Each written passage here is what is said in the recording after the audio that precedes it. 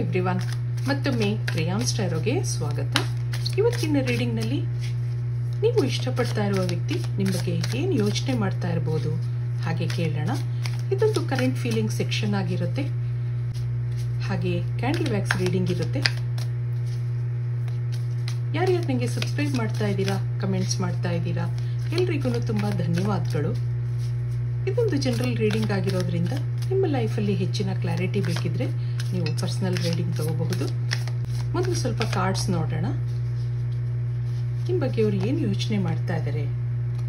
ಇಲ್ಲೊಂದು tower card ಬರ್ತಾ ಇದೆ, ಮತ್ತೊಂದು 4 ಆಫ್ ಪೆಂಟಕಲ್ಸ್ ಇದೆ, ಮತ್ತೊಂದು 6 ಆಫ್ ವ್ಯಾಂಡ್ಸ್ ಇದೆ, ಇಲ್ಲೊಂದು 10 ಆಫ್ ಸಾರ್ಟ್ಸ್ ಬರ್ತಾ ಇದೆ, ಮತ್ತೊಂದು 7 ಆಫ್ ಪೆಂಟಕಲ್ಸ್ ಇದೆ. ಇಲ್ಲಿ ಮ್ಯಾಜಿಷಿಯನ್ ಇದೆ. ಏನೋ ಇಬ್ಬರಲ್ಲಿ ಅಟ್ರಾಕ್ಷನ್ ಇದೆ, ಅದರಿಂದ ನೀವಿಬ್ರು ಭೇಟಿಯಾಗಿದ್ದೀರಾ. ಆದರೆ ಈ ಟೈಮಲ್ಲಿ ಇಬ್ರು ನೋ ಕಾಂಟ್ಯಾಕ್ಟಲ್ಲಿದ್ದೀರಾ ಅಥವಾ ಮಿನಿಮಮ್ ಕಾಂಟ್ಯಾಕ್ಟ್ನಲ್ಲಿದ್ದೀರಾ ಅನ್ನೋದಿದೆ. ಇಷ್ಟ ಇದ್ರೂ ಏನೂ ಮಾತಾಡೋಕ್ಕಾಗ್ತಾ ಇಲ್ಲ, ಕಮ್ಯುನಿಕೇಷನ್ ಗ್ಯಾಪ್ ಇದೆ ಅನ್ನೋದಿದೆ. ಇದಕ್ಕೆ ಏನಿದೆ ಮುಂದೆ ನೋಡೋಣ. ಯಾವುದೋ ಕಾರಣಕ್ಕೆ ನಿಮ್ಮಿಂದ ದೂರ ಆಗಿದ್ದಾರೆ, ಆದರೆ ಮನಸ್ಸು ಮಾತ್ರ ಮತ್ತೆ ಮತ್ತೆ ನಿಮ್ಮನ್ನ ನೆನಪಿಸ್ಕೊತಾ ಇದೆ. ಯಾಕೋ ನಿಮ್ಮನ್ನ ಮರೆಯೋಕ್ಕಾಗಲ್ಲ ಅಂತ ಅನ್ನಿಸ್ತಾ ಇದೆ ಅವ್ರಿಗೆ. ನಿಮ್ಮ ಜೊತೆ ಇದ್ದಾಗ ತುಂಬಾ ಸಂತೋಷ ಇತ್ತು, ಏನೋ ಒಂಥರ ಇನ್ಸ್ಪಿರೇಷನ್ ಇತ್ತು, ಕೆಲಸ ಮಾಡೋ ಉತ್ಸಾಹ ಇತ್ತು, ಅವರೆಲ್ಲ ಕೆಲಸಗಳೂ ಚೆನ್ನಾಗಿ ನಡೀತಾ ಇತ್ತು. ಏನೋ ನಿಮ್ಮಲ್ಲಿ ಪಾಸಿಟಿವಿಟಿ ಇದೆ ಅಂತ ಅವ್ರಿಗೆ ಅನ್ನಿಸ್ತಾ ಇದೆ. ಆದರೆ ಈ ಟೈಮಲ್ಲಿ ಬೇಜಾರಿದೆ. ಆದರೆ ನಿಮ್ಮ ಬಗ್ಗೆ ಕೇರಿಂಗ್ ಭಾವನೆ ಇದೆ, ನಿಮ್ಮ ನೆನಪುಗಳಿದೆ. ಇಷ್ಟು ದಿನದ ಈ ಫ್ರೆಂಡ್ಶಿಪ್ನಲ್ಲಿ ಎಫರ್ಟ್ಸ್ ಇದೆ. ನಿಮ್ಗೋಸ್ಕರ ಟೈಮ್ ಸ್ಪೆಂಡ್ ಮಾಡ್ತಾ ಇದ್ರು, ಮಾತಾಡ್ತಾ ಇದ್ರು, ಅಲ್ಲೊಂದು ಆತ್ಮೀಯತೆ ಬೆಳೆದಿತ್ತು. ಆದರೆ ಯಾಕೋ ಏನೋ ಈ ನಡುವೆ ಇಬ್ಬರಲ್ಲೂ ಕಮ್ಯುನಿಕೇಷನ್ ಗ್ಯಾಪ್ ಇದೆ ಅಂತ ಅನ್ನಿಸ್ತಾ ಇದೆ. ಅದ್ರ ಹಿಂದೆ ಏನ್ ಕಾರಣಗಳಿರಬಹುದು ಅನ್ನೋ ಯೋಚನೆ ಅವ್ರಿಗೂ ಇದೆ. ಅವ್ರ ಕೆಲಸದಲ್ಲಿ ಬ್ಯುಸಿ ಆಗಿರಬಹುದು, ಏನೋ ಪರ್ಸನಲ್ ಇಶ್ಯೂಸ್ ಇರಬಹುದು.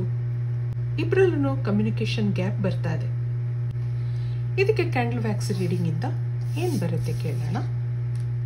1 ನಿಮಿಷ ನೀವು ನಂಬಿದ ದೇವ್ರನ್ನ ನೆನೆಸ್ಕೊಳ್ಳಿ, ಹಾಗೆ ಡಿವೈನ್ ಎನರ್ಜಿನಲ್ಲಿ ಕನೆಕ್ಟ್ ಆಗೋಕೆ ಪ್ರಯತ್ನ ಮಾಡಿ. ನೀವು ಇಷ್ಟಪಡ್ತಾ ಇರುವ ವ್ಯಕ್ತಿನೂ ನೆನೆಸ್ಕೊಳ್ಳಿ. Universe, angels, spirit guides guide ಮಾಡಿ. ಈ ಕನೆಕ್ಷನ್ ಅಲ್ಲಿ ನೀವು ಇಮೋಷನಲ್ ಆಗಿದ್ದೀರಾ, ಹಾಗೆ ಕೆಲವು ಡಿಸಪಾಯಿಂಟ್ಮೆಂಟ್ಸ್ ಇದೆ. ಏನೋ ಫೈನಾನ್ಷಿಯಲ್ ಲಾಸ್ ಅಥವಾ ಹೆಲ್ತ್ ರಿಕವರಿ ಇರಬಹುದು. ಇವೆಲ್ಲದ್ರ ಕಾರಣ ನೀವು ಅವರನ್ನ ಭೇಟಿಯಾಗಿದ್ದೀರಾ ಅಂತ ಅನ್ನಿಸ್ತಾ ಇದೆ. ಇಲ್ಲೊಂದು ಅಟ್ರಾಕ್ಷನ್ ಇತ್ತು, ಇವ್ರ ಪರಿಚಯ ಆದಾಗಿಂದ ನಿಮ್ಗೇನೋ ನೆಮ್ಮದಿ ಇತ್ತು, ಸೆಕ್ಯೂರ್ ಫೀಲ್ ಆಗ್ತಾ ಇತ್ತು. ಆಗಾಗ ಕೋಇನ್ಸಿಡೆನ್ಸ್ ಅಂದ ಹಾಗೆ ನೀವು ಅವ್ರನ್ನ ಅಕಸ್ಮಾತ್ತಾಗಿ ಭೇಟಿ ಆಗ್ತಾ ಇದ್ರಿ. ಇಲ್ಲೇನೋ ಇದೆ ಅಂತ ಅನ್ನಿಸ್ತಾ ಇತ್ತು ನಿಮ್ಗೆ. ಆಗಾಗ ನೀವು ಅವರನ್ನ ಭೇಟಿಯಾದಾಗ ನಿಮ್ಮ ಜೀವನದ ಹಲವಾರು ಸಮಸ್ಯೆಗಳನ್ನ ಅವ್ರ ಹತ್ರ ಡಿಸ್ಕಸ್ ಮಾಡ್ತೀರಾ. ಅವರು ಅದನ್ನೆಲ್ಲ ಪೇಷನ್ಸ್ ಇಂದ ಕೇಳ್ತಾ ಇದ್ರು, ಹಾಗೆ ಸಜೆಷನ್ಸ್ಗಳನ್ನು ಕೊಡೋದಿತ್ತು. ಅವರ ಈ ಎಲ್ಲ ಸ್ವಭಾವಗಳಿಂದ ನೀವು ಅವ್ರ ಕಡೆ ಅಟ್ರಾಕ್ಟ್ ಆಗಿದ್ದೀರಾ. ಅವರೊಂದೊಳ್ಳೆ ಪೊಸಿಷನ್ ಅಲ್ಲಿ ಇದ್ದಾರೆ ಅಂತ ಅನ್ನಿಸ್ತಾ ಇದೆ. ದಿನ ಕಳೆದ ಹಾಗೆ ಇಲ್ಲೊಂದು ಮ್ಯೂಚುವಲ್ ಫೀಲಿಂಗ್ಸ್ ಡೆವಲಪ್ ಆಗಿದೆ. ಇಬ್ಬರ ಲೈಕಿಂಗ್ಸ್ ಹಾಗೆ ಭಾವನೆಗಳಲ್ಲೂ ಹೊಂದಾಣಿಕೆ ಇತ್ತು. ನೀವಿಲ್ಲಿ self sufficient person, financially independent person ಅನ್ನಿಸ್ತಾ ಇದೆ. ಆಲ್ಮೋಸ್ಟ್ ಸಿಂಗಲ್ ಪರ್ಸನ್ ಅನ್ಸಿದ್ರು ಅಟ್ರಾಕ್ಟಿವ್ ಪರ್ಸನಾಲಿಟಿ. ಸ್ವಲ್ಪ ಸೆನ್ಸಿಟಿವ್, ಸಣ್ಣ ಸಣ್ಣ ವಿಷಯಗಳಿಗೂ ಇಮೋಷನಲ್ ಆಗ್ತೀರಾ. ಸಾಮಾನ್ಯವಾಗಿ ಯಾರನ್ನೂ ನಂಬಲ್ಲ, ಯಾರಲ್ಲೂ ಅತಿಯಾದ ಫೀಲಿಂಗ್ಸ್ ಬರಲ್ಲ. ಯಾಕೋ ಈ ವಿಷಯದಲ್ಲಿ ಸಾಕಷ್ಟು ಡಿಸ್ಟರ್ಬ್ ಆಗಿದ್ದೀರಾ ಅನ್ನೋದು ಬರ್ತಾ ಇದೆ. ಅವ್ರಿಗೂ ನಿಮ್ಮ ಮೇಲೆ ಫೀಲಿಂಗ್ಸ್ ಇದೆಯಾ ಅನ್ನೋ ಕ್ಯೂರಿಯಾಸಿಟಿ ಇದೆ ನಿಮಗೆ. ಅವ್ರು ಕಾಲ್ ಮಾಡಿದ್ರೆ, ಅವ್ರು ಭೇಟಿಯಾದ್ರೆ ನಿಮ್ಗೇನೋ ಒಂಥರ ಸಂತೋಷ ಆಗುತ್ತೆ. ಈಗೀಗ ನಿಮ್ಮ ಡ್ರೆಸ್ ಸೆನ್ಸ್ ಕಡೆ, ಕೆಲಸದ ಕಡೆ ಉತ್ಸಾಹ ಇದೆ. ಅವರನ್ನ ಇಂಪ್ರೆಸ್ ಮಾಡೋ ಪ್ರಯತ್ನಗಳೂ ಸಾಕಷ್ಟಿದೆ. ಹಿಂದೆ ಇದ್ದ ನಿರುತ್ಸಾಹ, ಆಲಸ್ಯ ಎಲ್ಲ ಮಾಯವಾಗಿದೆ. ಅವ್ರ ಎನರ್ಜಿ ನೋಡಿದಾಗ, ನಿಮ್ ಭೇಟಿಯಾದಾಗ ಅವ್ರಿಗೆ ಅಂತ ಫೀಲಿಂಗ್ಸ್ ಏನೂ ಇರಲಿಲ್ಲ. ನಿಮ್ಮ ಹೆಲ್ಪ್ಲೆಸ್ನೆಸ್ಗೆ ಮನಸ್ಸು ಕರಗಿತ್ತು.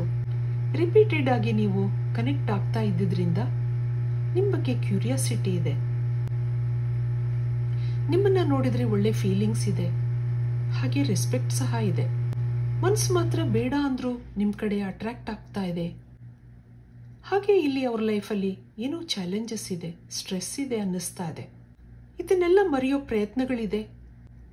ಹಾಗೆ ಇವರೊಂದು ಬ್ಯುಸಿ ಪರ್ಸನ್ ಅನ್ನೋದಿದೆ. ಇಲ್ಲೊಂದು ಟೆಂಪ್ಟೇಷನ್ ಬರ್ತಾ ಇದೆ. ಆಗಾಗ ನಿಮ್ಮ ಜೊತೆ ಮಾತಾಡಬೇಕು, ನಿಮ್ಮನ್ನು ಭೇಟಿ ಆಗಬೇಕು ಅಂತ ಅನಿಸುತ್ತೆ. ಒಳ್ಳೆ ಫ್ರೆಂಡ್ಶಿಪ್ ಅನ್ನೋದು ಒಂದು ಮೆಡಿಸಿನ್ ಇದ್ದ ಹಾಗೆ. ನಿಮ್ಮ ಮಾತುಗಳು ಹಾಗೆ ಆ ನೆನಪುಗಳು ಅವ್ರಿಗೇನೋ ಹೀಲಿಂಗ್ ಥರ ಅನ್ನಿಸ್ತಾ ಇತ್ತು. I am actually happy right now ಅನ್ನೋ ಎನರ್ಜಿ ಬರ್ತಾ ಇದೆ. ಎಷ್ಟೋ ಸರಿ ನಿಮ್ಗೆ ಏನೇನೋ ಹೇಳಬೇಕು ಅನಿಸುತ್ತೆ. ಹೇಳಿದ್ರೆ ನಿಮ್ಮ ರಿಯಾಕ್ಷನ್ ಹೇಗಿರುತ್ತೆ ಅನ್ನೋ ಹಿಂಜರಿಕೆ ಇದೆ. ಆದರೂ ನೀವು ಅವರನ್ನು ನಿಜವಾಗಿ ಇಷ್ಟಪಡ್ತಾ ಇದ್ರೆ ನೀವು ಅವ್ರ ಮನಸ್ಸನ್ನು ನೋಯಿಸಲ್ಲ ಹಾಗೆ ಅಂದ್ಕೊಂಡಿದ್ದಾರೆ. ಈ ಫೀಲಿಂಗ್ಸ್ಗಳನ್ನೆಲ್ಲ ಸಪ್ರೆಸ್ ಮಾಡ್ಕೊಂಡಿರೋದ್ರಿಂದ ಏನೋ ಒಂಥರ ಸ್ಟ್ರೆಸ್ ಫೀಲ್ ಆಗ್ತಾ ಇದೆ, ಆಂಗ್ಸೈಟಿ ಇದೆ.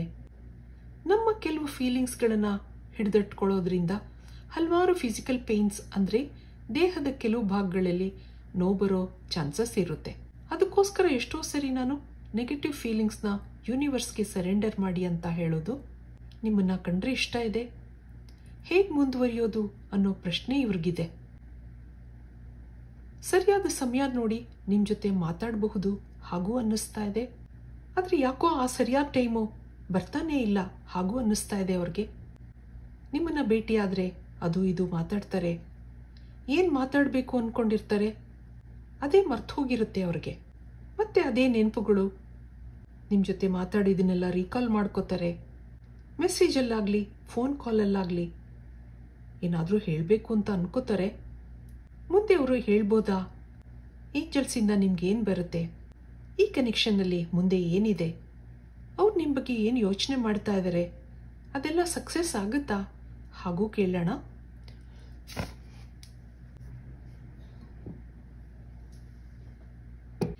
ಏಂಜಲ್ಸಿಂದ ಏನು ಬರುತ್ತೆ ನೋಡೋಣ.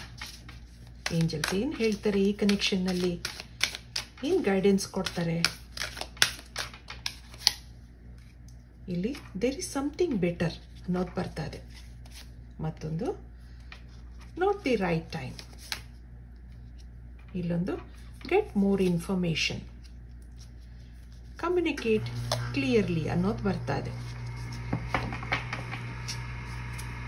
ಹಾಗೆ ಫರ್ಗಿವ್ನೆಸ್ ಇದೆ, ರಿಮೈನ್ ಪಾಸಿಟಿವ್ ಅನ್ನೋದು ಬರ್ತಾ ಇದೆ.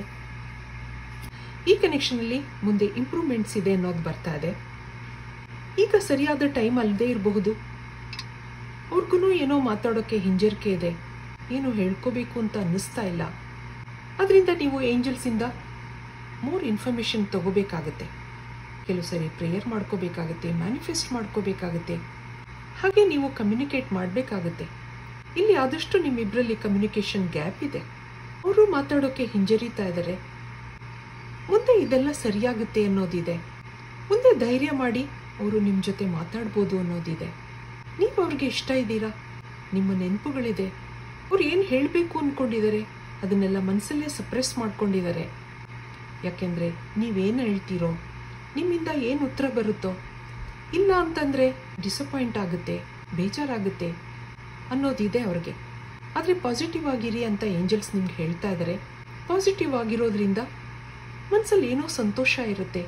ಅದು ಮುಂದೆ ಆಗಲೂಬಹುದು. ಓವರ್ ಥಿಂಕಿಂಗ್ ಕಡಿಮೆ ಮಾಡ್ಕೊಳ್ಳಿ. ಇದು ಇವತ್ತಿನ ರೀಡಿಂಗ್ ಆಗಿರುತ್ತೆ. ಮತ್ತೆ ಇಂಥದೇ ರೀಡಿಂಗ್ ಕೇಳಬೇಕು ಅನಿಸಿದ್ರೆ ನನ್ನ ವಿಡಿಯೋಸ್ನ ಲೈಕ್ ಮಾಡಿ, ಶೇರ್ ಮಾಡಿ, ಸಬ್ಸ್ಕ್ರೈಬ್ ಮಾಡಿ. Thank you for watching. Be happy always.